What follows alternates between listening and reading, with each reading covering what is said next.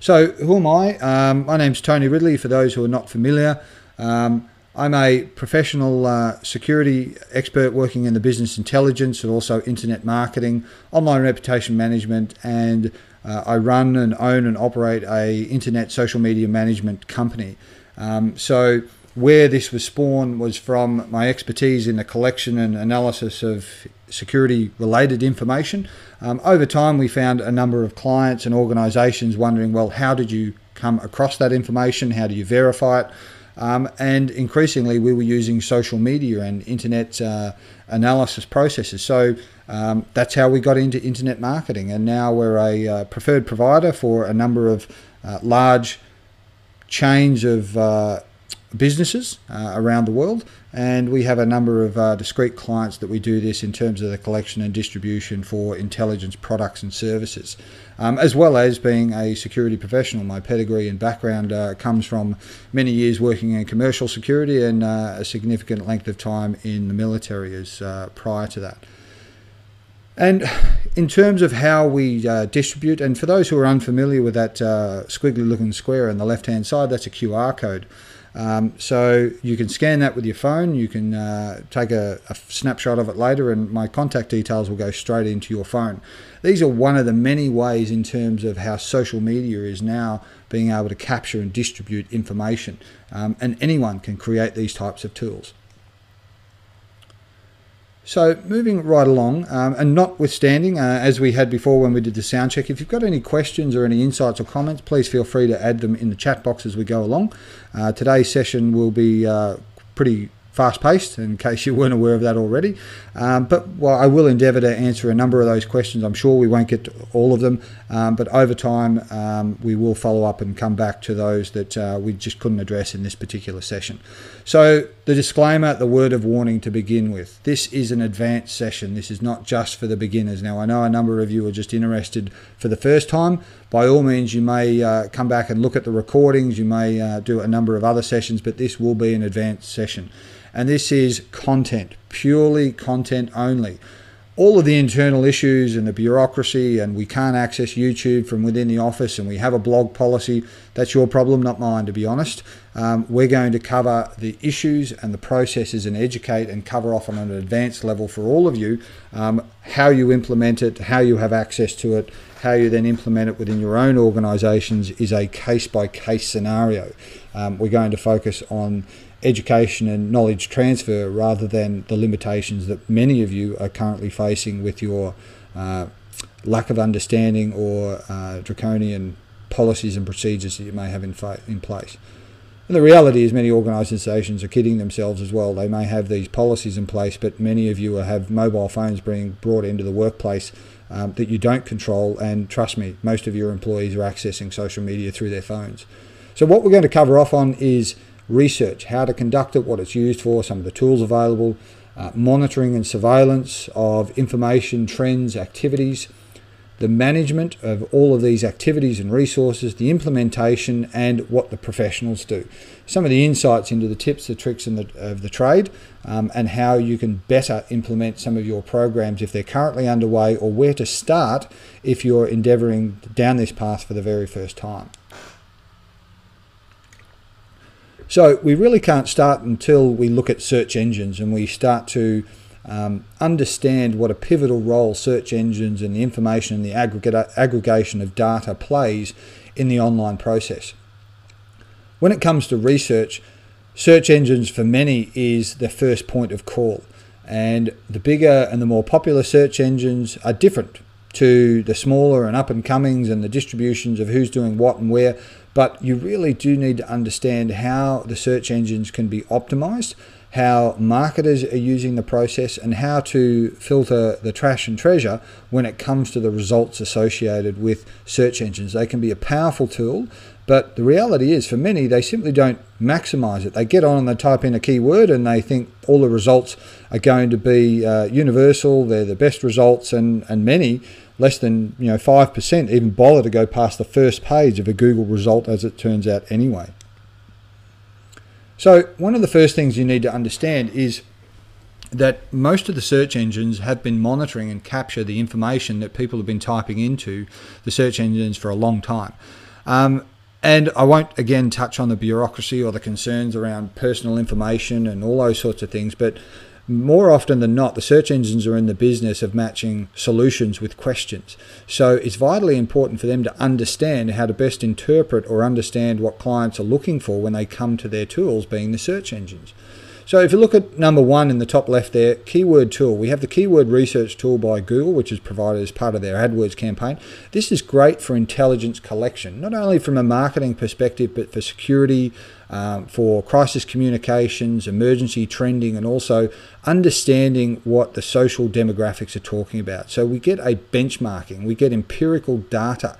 That is, we get evidence for making better and informed decisions rather than simply guesstimating by what one particular publication said or what the newspapers are reporting. We do get a better or a more informed balance when we start to look at some of these analytics. So number two, the big red 2 button on the left-hand side, we don't look for broad terms, we look for exact phrases. So rather than general broad brush, randomly or barely tenable related key phrases and words, we want to know exactly what people are typing into the search engines when they're looking for specific terms.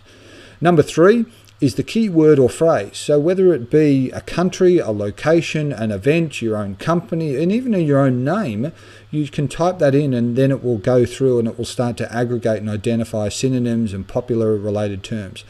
Number four is where you can choose the language and the demographics, because not everybody's using English, not everybody's located in the United States or in Australia or in the UK, wherever they may be. You can drill down to more specific elements or trends based on the key demographics available in the selection tool. Number five is much the same. Number five differentiates between mobile devices and desktop or laptop devices. Because again, 30 to 40% of all searches have a destination in it, and 30 to 50% of many searches, or most searches globally now, are actually done on a mobile device, whether it be a tablet or a phone. So you can then cross-section where the information is coming from. So particularly when it comes to social networks, most people are updating and consuming this information from their mobile phone. So it's a great insight as to separating the information. And then number six is that capture element. Good luck with that. That often is most challenging, most difficult, is to translate that and put it into the capture frame there. You may need to try 2 or 3 times. So once you've captured this information, you're then able to drill down and look at the specifics that the results will bring back. Now, it depends on how specific your search term is. So in this instance, we've typed in Qantas, because many of you will be aware of Qantas's disruption to services where they globally shut down all of their operational flights. So this was a good example to get some insight as to what exactly people are looking for.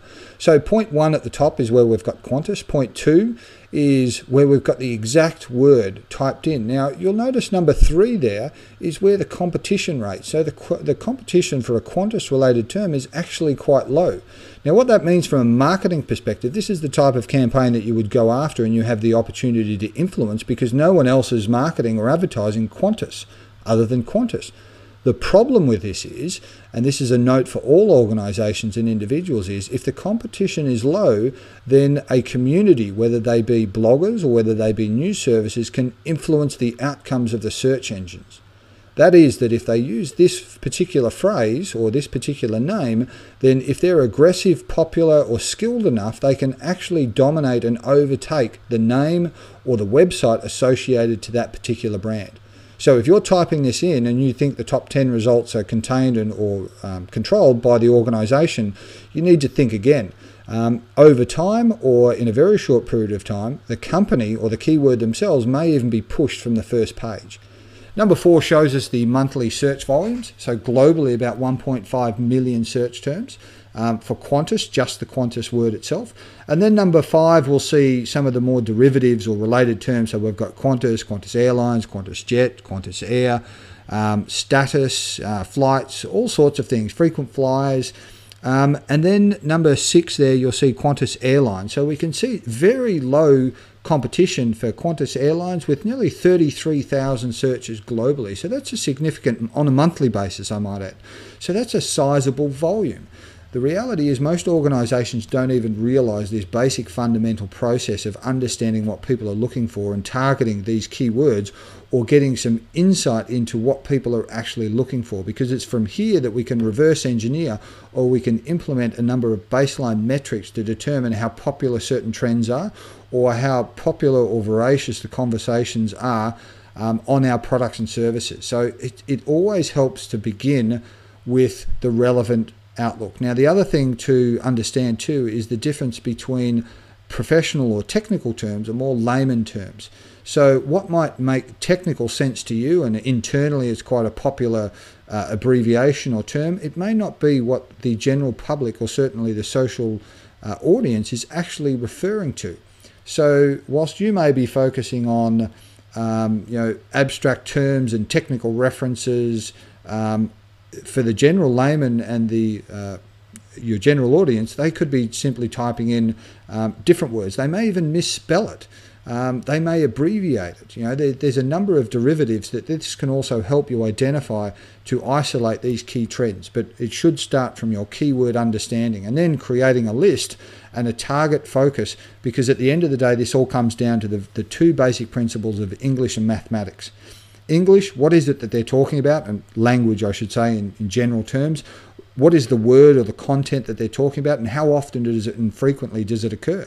Because essentially the algorithm, which is what all of the search engines use, is a quadratic extended mathematical formula that works on substitution, key phrases, relevance, density, and a whole bunch of other things. No one really knows unless they work at Google or Bing or Yahoo. But the reality is there's a number of elements that go into that mathematical equation, and the word is the basis for much of this aspect. So you need to understand what keywords are all about in the very first instance.